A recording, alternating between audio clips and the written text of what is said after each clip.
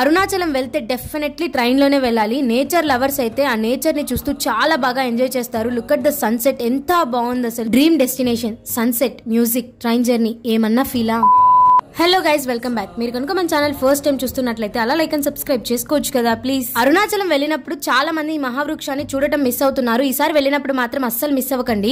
ఈ చెట్టు దగ్గర మీరు ఎలాంటి కోరిక ఉన్నా మీ కోరికలో నిజాయితీ ఉంటే డెఫినెట్లీ నెరవేరుతుందంట. అంతేకాకుండా ఈ చెట్టు పైన అష్టసిద్ధులు తపస్సు చేస్తూ ఉంటారు. అందులో మనం ఒక్కటి చూడగలిగిన అదృష్టం అని అంటారు. అంతేకాకుండా పిల్లలు పుట్టని వాళ్ళు ఈ చెట్టుకు ముడుపు కడితే పుడతారు అని అంటారు. చెట్టు వచ్చేసి మర్రి చెట్టు, మారేడు చెట్టు కలిసి ఒకేలా ఉంటాయి. ఇంకొక ముఖ్యమైన విషయం ఏంటంటే మనం గిరి ప్రదక్షిణ చేసేటప్పుడు ఎటువంటి కోరిక కోరకూడదంట. ఎందుకంటే మనం గిరి ప్రదక్షిణ చేసేటప్పుడు ఆ దేవతలు మనల్ని చూసి వరం ఇస్తారంట. అందుకే మనం ఎటువంటి కోరిక కోరకూడదు. ఒకవేళ మీరు నైట్ టైం గిరి ప్రదక్షిణ చేస్తే చాలా జింకల్ని చూడొచ్చు. మేము కూడా నైట్ టైం గిరి ప్రదక్షిణ చేసాం కాబట్టి కాసేపు జింకలతో అలా టైం స్పెండ్ చేసాము. ఇందులో నాకు తెలిసిన నేను విన్న ఇన్ఫర్మేషన్ మాత్రమే చెప్పాను. Hope you understand. ఓం నమః శివాయ.